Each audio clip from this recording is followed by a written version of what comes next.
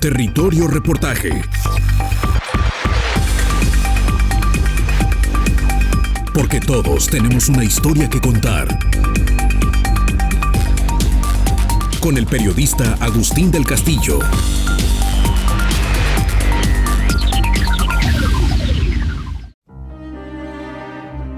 Balance ambiental de un sexenio omiso. Primera parte.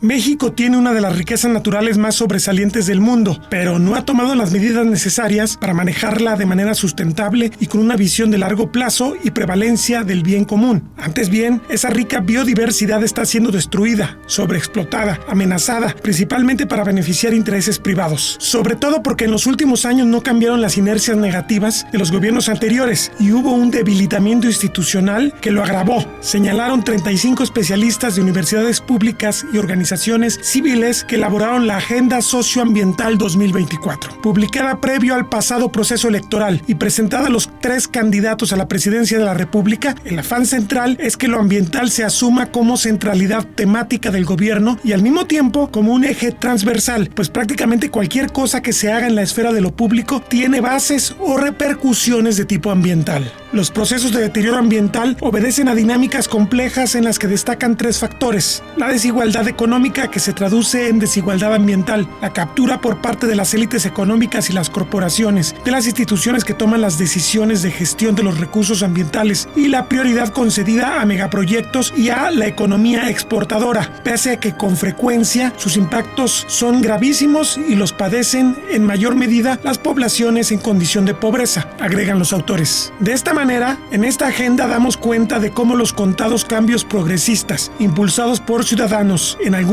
casos con instituciones y actores del gobierno actual, en favor de la sustentabilidad, la salud pública y los derechos humanos, han encontrado enormes resistencias de parte de cámaras industriales, corporaciones transnacionales, legisladores de oposición e incluso del partido en el gobierno y de funcionarios de diversos niveles. Esta resistencia hoy amenaza con echar por tierra la Ley de Minería de 2023. Se ha opuesto ferozmente a lo largo de los pasados 5 años al reemplazo de la Ley de Aguas Nacionales por una Ley General de Aguas basada en el reconocimiento del derecho humano al agua y al saneamiento, y le puso pausa al decreto de retiro del glifosato que debería haber entrado en vigor el pasado 1 de abril, entre otros casos, señalan. Los esfuerzos por dar un golpe de timón a la indiferencia del gobierno de Andrés Manuel López Obrador no se limitaron a ese documento. En el Colegio Nacional, bajo la coordinación de la primera titular de la cartera ambiental en la historia mexicana, Julia Carabias Lilo, se debatió sobre el tema el pasado 5 de junio, Día Mundial del Medio Ambiente. Entre los participantes, el científico y exdirector del Instituto Nacional de Ecología, Adrián Fernández Bremaunts, con quien Territorio Reportaje ha tenido una amplia conversación sobre estos temas. Es biólogo por la Universidad Autónoma Metropolitana, maestro en Tecnología Ambiental y doctor en Contaminación del Aire por el Colegio Imperial de Ciencia, Tecnología y Medicina del Reino Unido y actualmente preside la Iniciativa Climática de México. En primer lugar, creo que de los grandes desafíos que tendrá el siguiente gobierno, porque hasta ahora ningún gobierno anterior ha logrado alcanzar, es lo siguiente: los temas de sustentabilidad o sostenibilidad, y en especial la atención adecuada al problema del cambio climático, es algo que tiene que ser abordado de verdad de manera horizontal. No es un tema ambiental, no son temas ambientales. Esto no que sirva de consuelo, pero ninguna administración lo ha logrado en México y muy pocas lo han logrado en el mundo.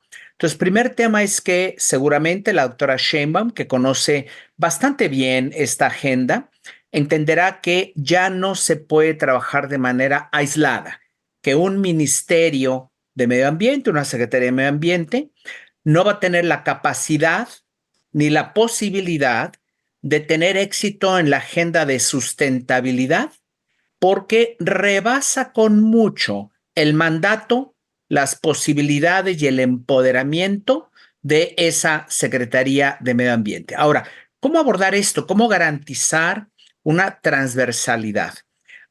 No hay una receta mágica. Algunos países han creado dentro de la oficina de la Presidencia de la República un área que tiene el mandato de coordinar a todos para que todos trabajen juntos en alcanzar simultáneamente esa sustentabilidad o sostenibilidad. Y así, por ejemplo, tomemos un ejemplo de un sector importantísimo. En un gabinete siempre habrá un secretario o secretaria que tiene el encargo de la seguridad alimentaria, un tema fundamental para Jalisco y para otros estados, seguridad alimentaria. Pero finalmente ahora, esa persona que tenga esa obligación deberá ser también corresponsable de que la producción de alimentos se haga de manera sustentable, que no se abuse en el uso de sustancias químicas, que se haga buen uso del agua, que no se tire el 70% del agua por ahí con métodos ineficientes de riego. Y algo muy importante, cuidar mucho la frontera agropecuaria, de tal manera que no se sigan talando bosques y selvas para introducir prácticas ineficientes de producción de alimentos, especialmente ganadería. Entonces es un ejemplo, pero hay muchos más. Los otros sectores, lo mismo. El sector de comunicaciones, transportes, no puede decir nunca más que porque necesita abrir aeropuertos y necesita abrir puertos para la mercancía que llega por mar, etcétera, a destruir los manglares y a destruir todo.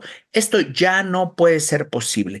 Y entonces no va a funcionar si seguimos inercialmente con una Secretaría de Medio Ambiente que, como dicen por ahí, es igual a otras, es un par de otros, pero con frecuencia con menos peso político, y tenemos que buscar otros esquemas de gobernanza.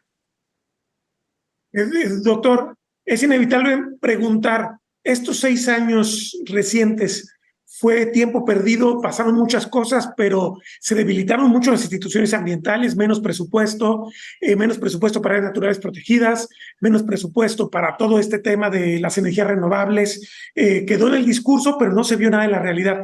Y aparte estos megaproyectos que, como usted menciona, tumbaron manglares, destruyeron selvas, y además se construyeron muchos de estos sin ni siquiera contar con la manifestación de impacto ambiental. O sea, hubo hasta un trastocamiento de la legalidad. Totalmente. Y hay que decir las cosas como son. Esto no es un posicionamiento ideológico, político, es una realidad.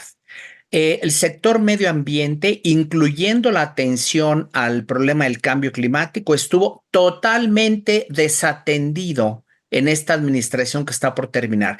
Y de hecho, como bien señalas, hay algunos casos muy emblemáticos, grandes proyectos emblemáticos, en donde se pensaba que iban a ser grandes palancas de desarrollo, una refinería, un tren, un aeropuerto, etcétera, que los hechos mostraron que no lo fueron, no fueron fuerzas generadoras de empleo sostenido de calidad de largo plazo, y que además en el camino de su construcción hubo claras y demostradas violaciones a las normas y reglamentos ambientales por parte de instituciones del propio gobierno. En el fondo, lo que ocurrió, y es lo primero que se tiene que corregir, hubo un desconocimiento. Yo sostengo que la palabra es ignorancia, hubo ignorancia de no entender que todos los proyectos de desarrollo, incluyendo aquellos impulsados por el gobierno, deben de seguir toda la normativa ambiental, incluyendo la que tú muy bien señalas, los estudios de impacto ambiental, para valorar si se debe o no llevar adelante un proyecto que puede tener fuertes impactos ambientales, algunos irreversibles, sobre los ecosistemas, la biodiversidad. Y en su caso, buscar el diseño, la ubicación, el trazo, etcétera, más adecuado para minimizar este tipo de impactos. Esto no se hizo en lo absoluto. Yo, en 30 años que llevo trabajando estos temas, la verdad, nunca había visto un desacato tan fuerte de la normatividad ambiental y un desprecio por las instituciones ambientales. Como bien señalas, las instituciones fundamentales que protegen el medio ambiente, y podemos recordar la CONABIO, que estudia el aprovechamiento y uso de la biodiversidad y la gran riqueza que tiene México en esta diversidad biológica, el Instituto Nacional de Ecología y Cambio Climático, que da el sustento técnico a las políticas públicas, por ejemplo, en cambio climático. Fue un verdadero caos los últimos años, un desorden, porque ya no había capacidades técnicas que fueron realmente eliminadas o muy disminuidas, además de que en efecto se cortó los presupuestos de estas instituciones. La presidenta electa va a tener que reconstruir las instituciones ambientales y seguramente otras también, pero sin duda las ambientales, y volver a poblar esas instituciones con personal calificado. No basta tener una buena voluntad, un compromiso con un proyecto político, se requiere de expertos. Afortunadamente, especialmente en las grandes universidades de México, tanto públicas como privadas, hay muchísimo talento, mucho conocimiento de investigadores, investigadoras que estoy seguro apoyarían de diferentes maneras el que se desarrollaran e implementaran mucho mejores políticas ambientales y climáticas. Así que hay que reconstruir la institucionalidad, hay que volver a colocar el medio ambiente con un cierto grado de importancia y en particular el tema de cambio climático hay que entenderlo como un imperativo que se debe atender con urgencia. Estamos en una emergencia climática porque los impactos están manifestándose todos los días, hablaremos de ello. Y por otro lado, México tiene que sumarse a los esfuerzos mundiales de combatir precisamente las causas del cambio climático.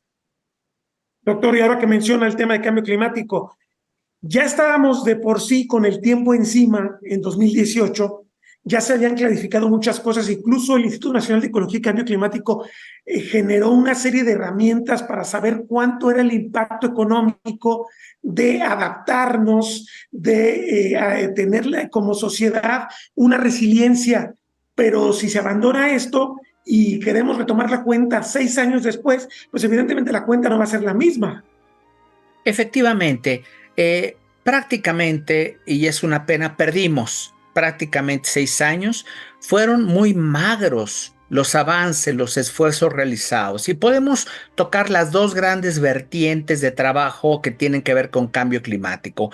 Primero, los impactos, decía yo, ya se están manifestando. El sexto y último reporte de evaluación del Panel Global de Expertos, el IPCC, entre sus grandes conclusiones está el que ya hay impactos identificables y medibles del cambio climático, impactos negativos en todos los rincones del planeta. Y esto es solo una de las conclusiones, hay muchas más. Entonces, en México, nada menos este año, se rompieron récords de temperatura prácticamente en todas las ciudades del país. Se intensificó una sequía que ya es prolongada. Se llegó a una crisis hídrica sin precedentes en las grandes ciudades mexicanas, incluyendo la Ciudad de México, y algunas otras manifestaciones, impactos del cambio climático. Por tanto, como bien señalabas, Agustín, tenemos que adaptarnos.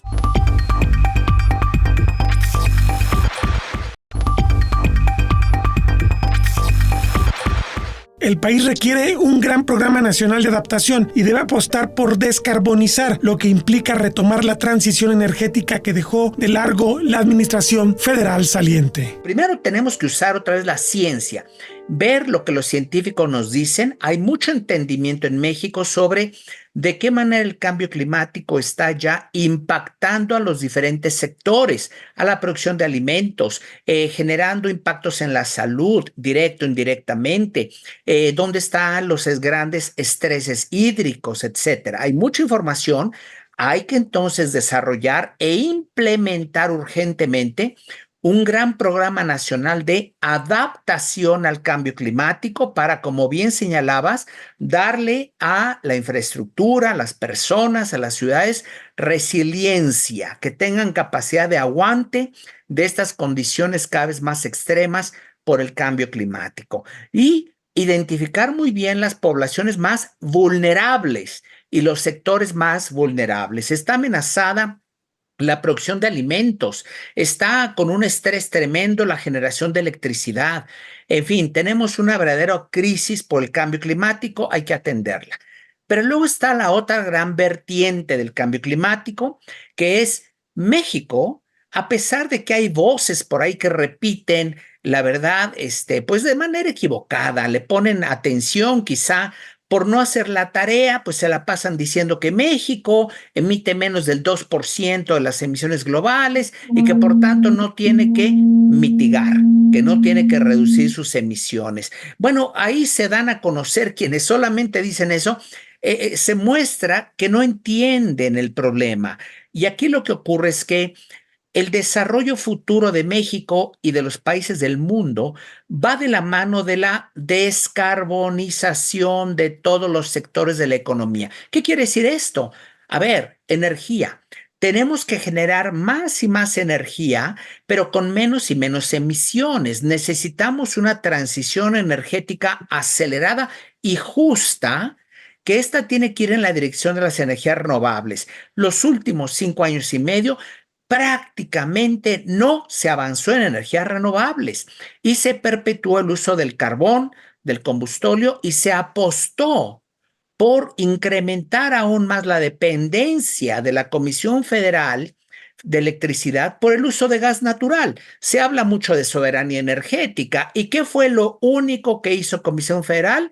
Buscar más y más plantas de un combustible, que es el gas, que no tenemos, que importamos de los Estados Unidos. Entonces, hay que entender, no se trata que México emita solo el 2% de las emisiones globales. Se trata que México implemente las medidas de descarbonización en su energía, en su movilidad, en la producción de alimentos y en todas ellas, porque al hacerlo utilizará prácticas, tecnologías y métodos que van a generar los empleos del futuro bien pagados y además garantizando una sustentabilidad ambiental y poniendo sobre todo a las personas en el centro.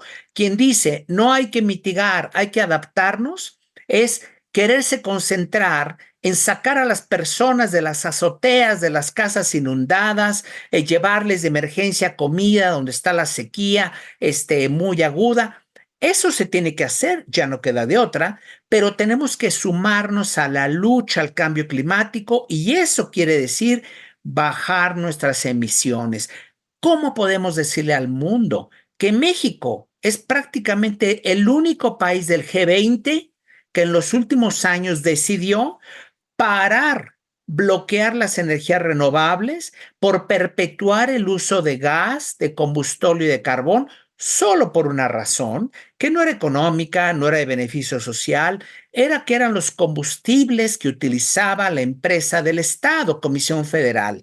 Mira, se debate mucho los modelos de gobierno y ideológicos. Dejemos por el argumento que voy a plantear, dejemos el esquema donde Comisión Federal de Electricidad, ¿no? Esta agencia del Estado es preponderante en la generación eléctrica. Ok, para fines de mi ejemplo, dejémoslo así, ¿no? Aunque sea mucho más caro, aunque dejémoslo así, ¿por qué tendría que ser con tecnologías del pasado? ¿Por qué con combustibles fósiles? ¿Por qué no convertir a la Comisión Federal, si se quiere que tenga un papel preponderante a futuro, en la gran empresa de las energías renovables, como lo están haciendo otras grandes empresas gubernamentales en el mundo? Entonces, hay que entender las cosas. Se requiere volver a usar el conocimiento, la comprensión de los temas, dejar guardados los dogmas, las ideologías y la insensatez. Afortunadamente, la presidenta electa es científica, conoce estos temas, la conocemos hace muchos años y estoy absolutamente seguro que va a haber grandes cambios en las agendas de medio ambiente, de energía y de cambio climático. De hecho, si vemos cuáles son las promesas, las metas, los objetivos de campaña en estos temas, la gente no ha hablado mucho de esto, pero son diametralmente opuestos a lo que fue en los hechos la administración que está terminando. Yo soy optimista, las cosas van a cambiar, vamos a volver a políticas sensatas que le convienen a los mexicanos, no solo desde el punto de vista ambiental, sino sobre todo social y económico. Hay que hacerle lo que le conviene a los mexicanos, no lo que dogmas exóticos, antiguos, anacrónicos nos dicten. Doctor, particularmente me interesa mucho que le quede claro a quienes nos están viendo que México no solamente es donde genera como aportaciones de gases de efecto invernadero, sino su ubicación geográfica que lo hace altamente sensible a los cambios por estar en la zona intertropical, por tener tan cerca dos mares. O sea, el impacto va a ser mayor que otras regiones del mundo. Creo que de repente la gente no entiende, cree que es solamente un poco como pagar una cuenta de banco, y no, es pagar una cuenta de calidad de vida también. Definitivamente, México, como bien señalas, es uno de los países más vulnerables del mundo. Y aquí tenemos una gran diversidad de ecosistemas. Del centro hacia arriba, hacia el norte del país, son ecosistemas más hacia, bueno, hay algo de bosque, bosque templado, de coníferas, etcétera. Y hay grandes zonas desérticas también. Y hacia el sureste tenemos o teníamos zonas de bosque tropical, selva perennifolia, etcétera. Pero aquí lo importante, como bien señalas, es el cambio climático está acentuando las señales meteorológicas. Los eventos climáticos extremos están aumentando en intensidad y en frecuencia. Así pues, hay lugares del sureste de México donde de por sí hay agua en abundancia y abundancia y ya llovía. El sureste y también la costa del Pacífico son vulnerables, por ejemplo, a huracanes.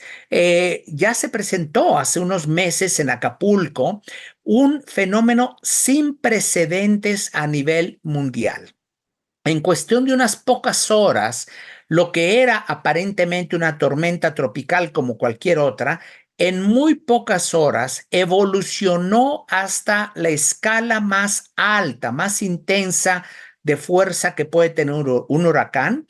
Y si nosotros revisamos en el caso del huracán que golpeó Acapulco, unas pocas horas antes de la entrada del huracán, antes de la medianoche, hacia las 7 de la noche, ya muy tarde, digamos, el Centro de Pronóstico de Huracanes que está en Florida, el más importante del mundo, avisaba y decía, estamos experimentando o estamos por experimentar un escenario, utilizaron la palabra de pesadilla, donde se está generando una gran cantidad de energía y en las siguientes pocas horas entrará un huracán que alcanzará categoría 5 a las costas de Guerrero.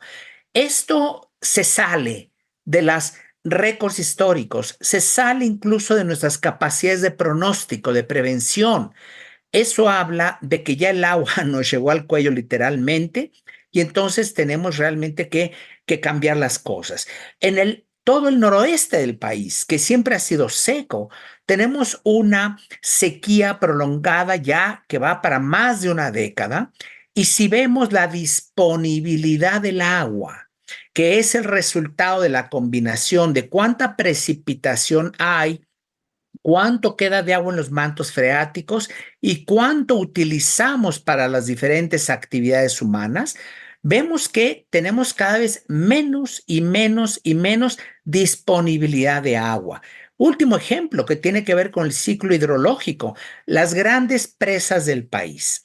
Al inicio de esta administración, como las grandes presas son propiedad de la Comisión Federal de Electricidad y algunas son administradas por la Comisión Nacional del Agua, alguien dijo, bueno, vamos a incrementar la capacidad de generación eléctrica en aquellas presas existentes donde ya hay turbinas antiguas, las vamos a cambiar, la idea no parecía mala, por turbinas más eficientes y generaremos más electricidad en presas existentes, yo diría por unidad o volumen de agua determinado. Pero ¿qué pasa? Si no tenemos agua, aunque tengamos turbinas más eficientes, vamos a tener que cuidar el agua y priorizarla para uso humano de manera directa. Vamos a tener que invertir millones y millones de pesos urgentemente en hacer más eficiente el riego. Esto no es nuevo. Llevamos décadas hablando que es indispensable tener riego eficiente, pero en el momento en que el futuro nos alcanzó, que la crisis hídrica en todo el país es tan severa, ya no podemos postergar esta gran medida de eficiencia y por tanto de adaptación a la baja disponibilidad de agua. Y así podemos seguir con muchos otros ejemplos, dado que México es, en efecto, un país altamente vulnerable. Último ejemplo rápidamente que doy, por si fuera poco. Extensiones amplias del sureste de México en lo que corresponde al Golfo, la parte del estado de Tabasco, ya tenemos las primeras comunidades, poblaciones que serán refugiados del clima. Tendrán que ser migrantes climáticos las comunidades como la del Bosque en Tabasco, donde sabemos históricamente que había una vulnerabilidad porque las grandes llanuras costeras de Tabasco están en muchos casos abajo del nivel del mar y solamente la franja angosta de la costa estaba un poco más elevada. Con el cambio climático está rápidamente elevándose el nivel del mar por dos razones que son de sentido común. Una, porque hay aportaciones de grandes volúmenes de agua fresca, que es los hielos perpetuos, los glaciares, las grandes masas de hielo que estuvieron congeladas por décadas o por siglos o por miles de años. Hay un flujo adicional de agua dulce hacia los océanos. Pero hay otro factor importante.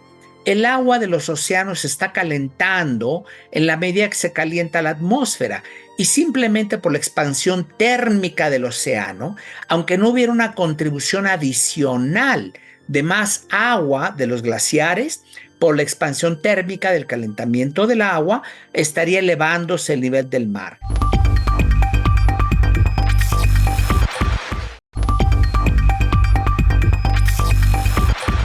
Los desafíos son considerables. No se debe mantener el escenario tendencial porque no le irá bien a México, dada su extrema fragilidad climática, subraya Adrián Fernández. Seguimos con la tendencia actual. Para finales de este siglo tendremos que redibujar y reaprender una nueva geografía mundial. Grandes extensiones costeras, algunas grandes capitales y grandes ciudades del mundo tendrán que ser abandonadas porque no habrá diques que les logren comprar décadas y décadas y décadas. Estos mecanismos de adaptación ya están ocurriendo como medidas de emergencia temporales en varias de las naciones insulares del Pacífico del Sur. Es una gran pena en términos de los esfuerzos climáticos mundiales y de ver las inequidades climáticas entre países que hoy ya conocemos con una fecha más o menos exacta el día en que será emitida el acta de defunción de varios países de las islas del Pacífico del Sur, que dependiendo de su altitud y del ritmo con el que se eleva el nivel del mar, ya sabemos que a esas islas primero están construyendo ya barreras, pero lo que están comprándole a su país unas cuantas décadas. Eventualmente tendrán que evacuar y ser borrados por la elevación del nivel del mar.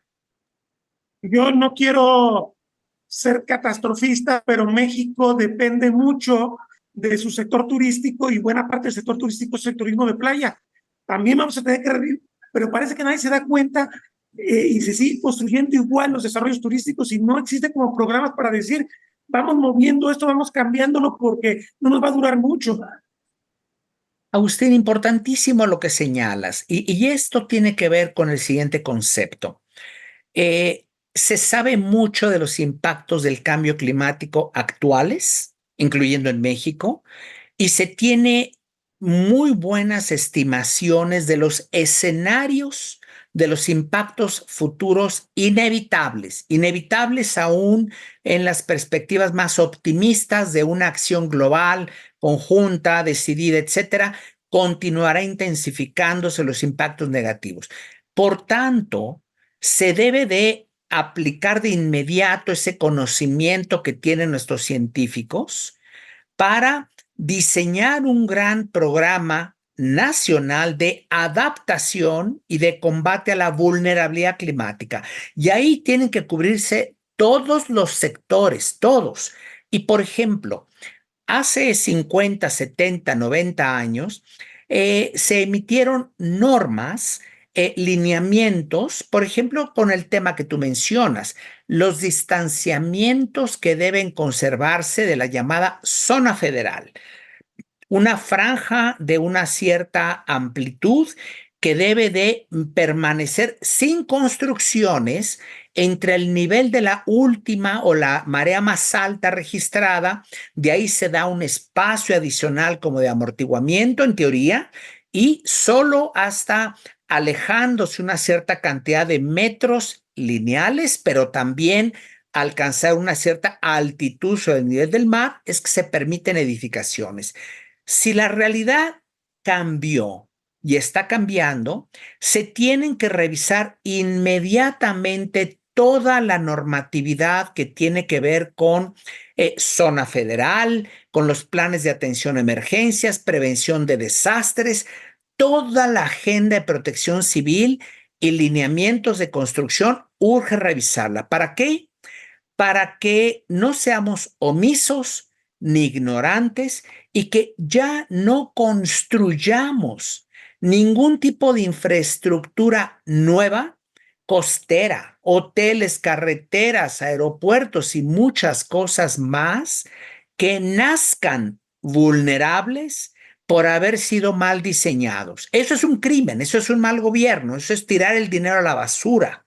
Tenemos que garantizar que hay la salvaguarda, los distanciamientos para que al menos por los siguientes 100, 200 años, las nuevas construcciones, tanto en su sitio donde son ubicadas, donde se decide la construcción, como sus características. Cuando hablo de características es que las normas, por ejemplo, para construcción de nuevos hoteles, o para reforzamiento de hoteles existentes después de la experiencia de Acapulco, tienen que cambiar esas normas, así como en la Ciudad de México a lo largo de las últimas décadas se fue haciendo más fuerte la normatividad de construcción para evitar que con los temblores se cayeran las construcciones. Lo mismo ocurre ante los cambios que estamos percibiendo ya por el cambio climático. Hay que, uno, evitar vulnerabilidades del nacimiento de nueva infraestructura. Y dos, hay que darle, como tú muy bien señalabas, resiliencia. Hay que darle aguante, hay que construirle, hay que retroinstalarle esa capacidad adicional de aguante a la infraestructura indispensable que ya está construida, pero que fue construida en otros tiempos donde los distanciamientos o las características y resiliencia de las construcciones que se necesitaba era otra. Postulado de este gobierno que termina y del siguiente gobierno es que por el bien de todos, primero los pobres. Pero lo sorprendente es que en estos 6 años no se ligó nunca el tema de la pobreza con el tema de la calidad climática. Y lo peor del asunto es que los que padecen más la crisis ambiental son precisamente los pobres. Definitivamente, es muy importante lo que señalas, Agustín. Hay una alta correlación entre pobreza y vulnerabilidad climática.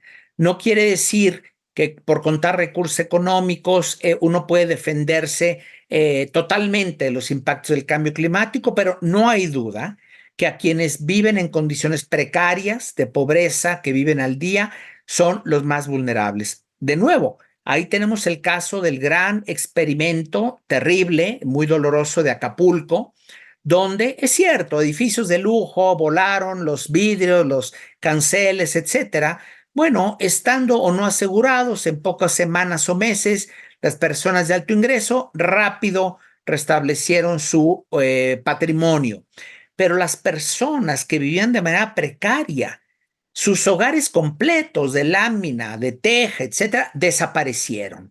Entonces, tenemos que de verdad poner atención a primero los pobres, pero eso no se va a lograr si no va por delante la factualidad, el conocimiento, la experiencia, el buen gobierno. No basta con buenas intenciones. Yo creo que el gobierno que termina sí tenía buenas intenciones, justo quería apoyar más a los que menos tienen, pero en varios de sus programas, de sus decisiones, de sus inversiones, terminaron causando lo contrario, seguramente sin querer.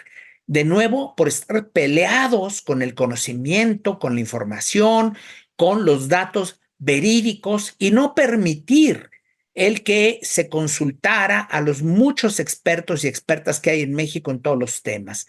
Entonces, decisiones autoritarias, autocráticas, verticales, llenas de ocurrencias y carentes en muchos casos de información científica, técnica, que se aplicara para que el resultado final de una acción de gobierno efectivamente maximice los beneficios de las mayorías. Yo insisto, yo creo que ahora en la siguiente administración vamos a ver un salto cuántico, dirían los científicos, un salto monumental. No quiero sonar a broma, pero también hay cosas que se hicieron tan mal en estos temas que no debe ser difícil contrastar y empezar a tener muy buenas acciones en materia ambiental, climática, de biodiversidad. Está todo para que la siguiente administración de verdad componga muchas cosas que se hicieron mal por desconocimiento, aunque se haya tenido las mejores intenciones del mundo. Porque digo, el otro tema que era muy caro a la administración era el tema de la soberanía alimentaria, pero lo que estamos viendo es que en realidad está aumentando la importación de alimentos porque estamos padeciendo la sequía, estamos padeciendo las estructuras premodernas de muchas formas de producción del campo y no tenemos una política de agua realmente.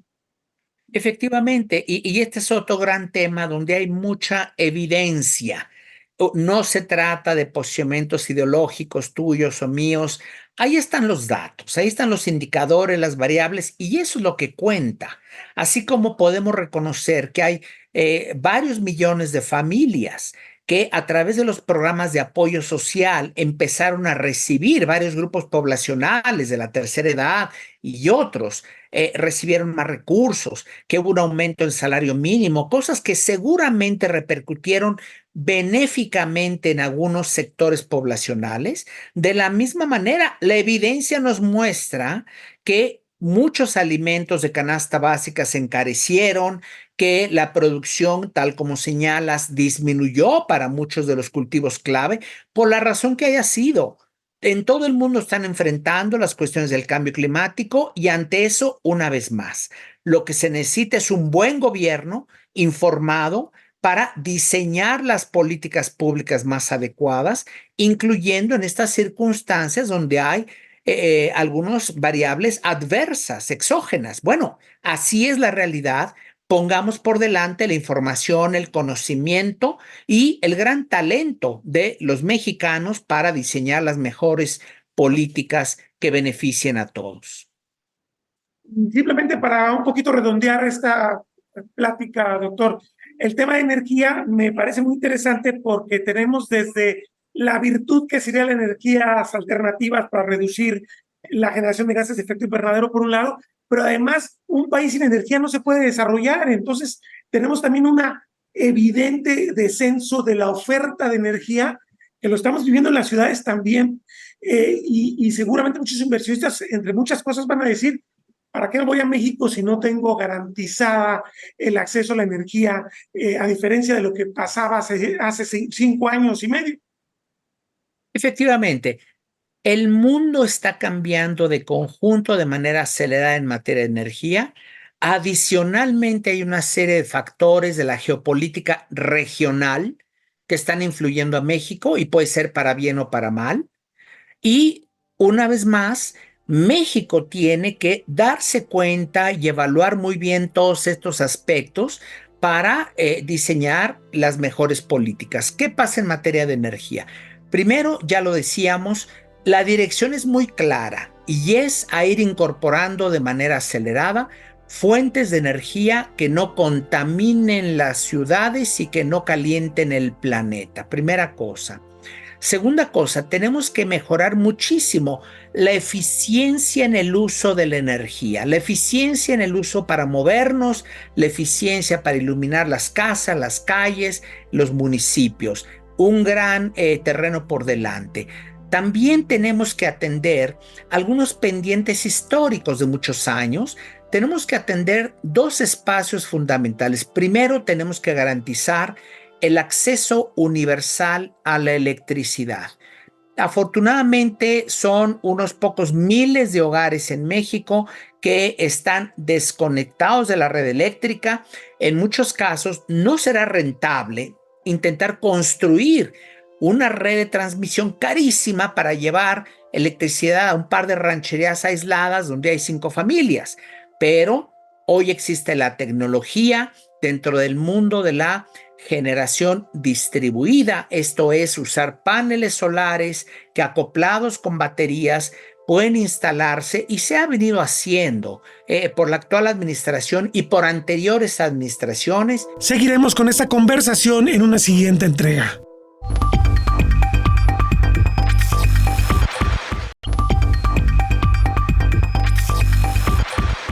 ¿Cómo han impactado en Jalisco las omisiones de la agenda nacional y qué se puede hacer desde el Estado? El investigador de la Universidad de Guadalajara, Enrique Jardel Peláez, quien participó en la elaboración de la Agenda Socioambiental 2024, lo aborda.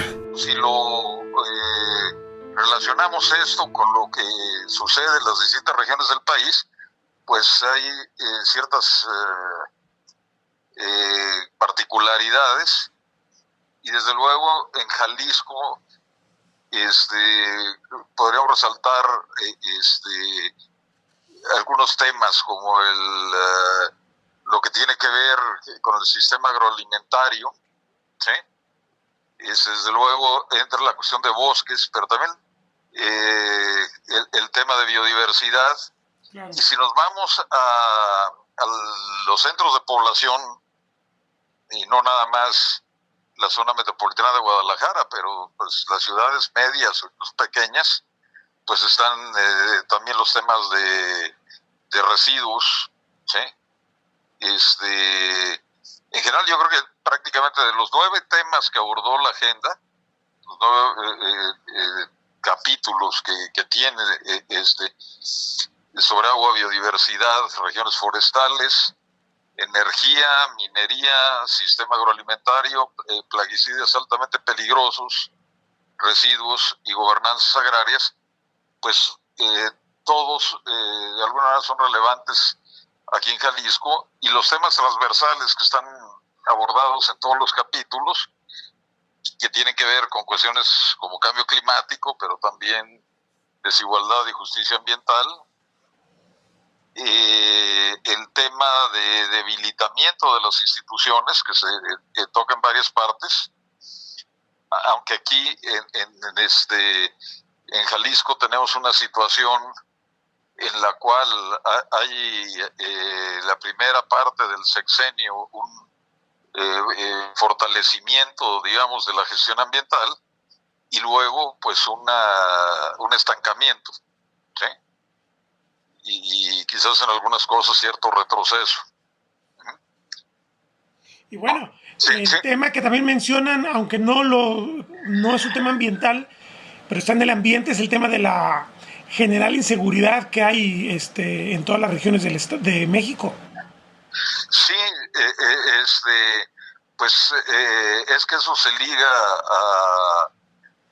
a varias cuestiones que tienen que ver con pues actividad económica que de repente es cooptada, controlada, hasta situaciones de que defensores de medio ambiente, activistas ambientales, pues también aquí Jalisco tiene una cuota alta de acoso, de represión e incluso de muertes asociadas a eso, ¿no? Eso ha sido también un tema. Ahora, ¿sí? Supongo yo, Enrique, que lo que se ensayó en estos 6 años Tú comentabas 3 años buenos, 3 años de estancamiento. También nos pone un poquito sobre la pista de los límites que tienen las administraciones estatales, independientemente de la voluntad política. Hay un límite, o sea, el papel federal es fundamental para la preservación del patrimonio en general, ¿no?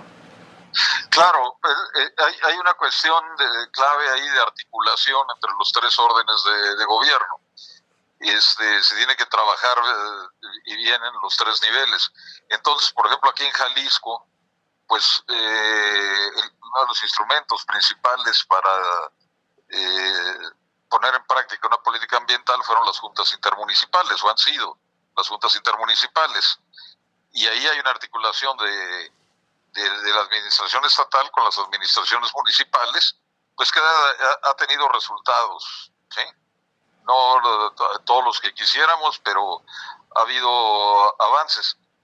Pero en ciertos temas, por ejemplo, incendios, pues la participación estatal compensó las carencias del lado federal, lo mismo que en áreas protegidas, ¿sí? Pero en el nivel federal fueron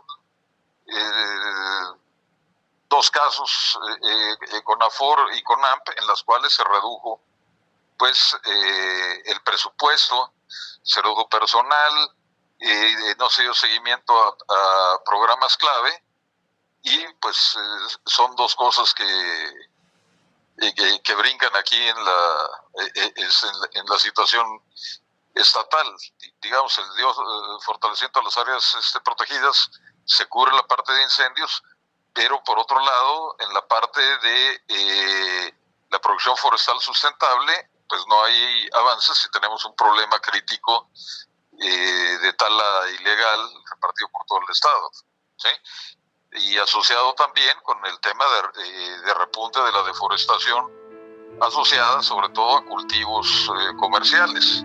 Uno de los problemas más serios para dar centralidad a la agenda ambiental es el analfabetismo ambiental de la mayor parte de la clase política municipal, estatal o federal. Pero sobre todo tenemos que pensar que conservar biodiversidad en áreas protegidas, pero también en bosques de producción y en sistemas agrícolas, es fundamental, porque el funcionamiento de la biosfera, de la capa del planeta donde existe vida, pues se debe a la existencia de vida y de diversidad de especies que mantienen el funcionamiento de los ecosistemas, de lo cual se deriva, pues, desde el oxígeno que respiramos, el agua que bebemos, los alimentos que comemos, ¿sí? Se derivan del funcionamiento de esos ecosistemas. Y mantener diversidad es clave. Como que ha sido de los más difíciles de traducir y de hacer entender a la gente, ¿no? Porque de repente, sí, o sea, creo que cualquier estudiante de biología o de educación superior podría entender lo que estás diciendo, pero el común de la gente no termina de entender por qué es valiosa la biodiversidad, y los gobernantes pues vienen del común de la gente, no son personas especialmente preparadas por lo que vemos. Bueno, una de las cosas también que enfatizamos ahí en la agenda es ese problema de analfabetismo ecológico y de la importancia que tiene que la gente entienda, porque probablemente se puedan sensibilizar cuando hablamos del bosque mesófilo de montaña o de los jaguares, ¿sí? Pero cuando hablamos de biodiversidad en términos de hongos, invertebrados y microorganismos del suelo, pues ahí sí ya la cosa está más difícil de hacerse entender. Y sin embargo, bueno, uno de los procesos más importantes es la fijación biológica de nitrógeno, que lo hacen bacterias asociados con leguminosas, ¿sí?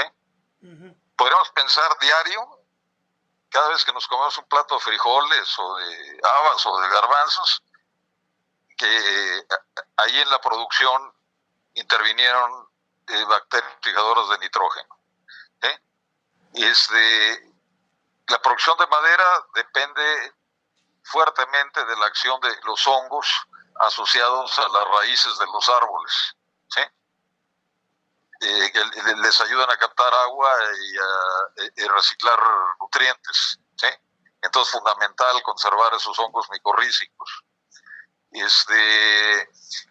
hay otros organismos como los polinizadores, que hablamos bastante de los polinizadores ahí en la agenda,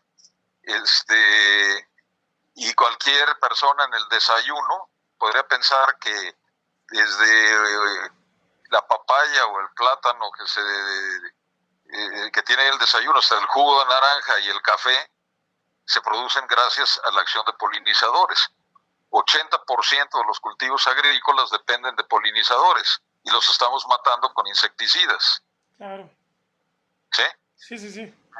Y no me refería al ejemplo más claro, que es el de la miel, ¿sí? Por ejemplo, ¿sí? Entonces, es ahí donde se liga esta cuestión de biodiversidad, pues con otras cosas, con nuestra alimentación, con la regulación del clima y con nuestras condiciones de vida. Sí, esto indicaría que tenemos un déficit bárbaro en educación, porque nos cuesta mucho ligar causas-efectos, o sea, como que la gente no termina de entender y lo hace en su vida cotidiana, en las cosas que controla, pero esto como que lo ve tan lejano y no entiende cómo se produce, cómo se genera, cómo sucede. Sí. No, y se ve lejano y sin embargo, como te digo, está ahí en el día...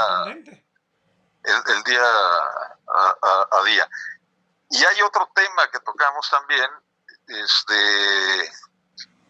quizás por la premura no tuvimos chance de hacer un capítulo especial para esto, pero es lo que tiene que ver con los océanos.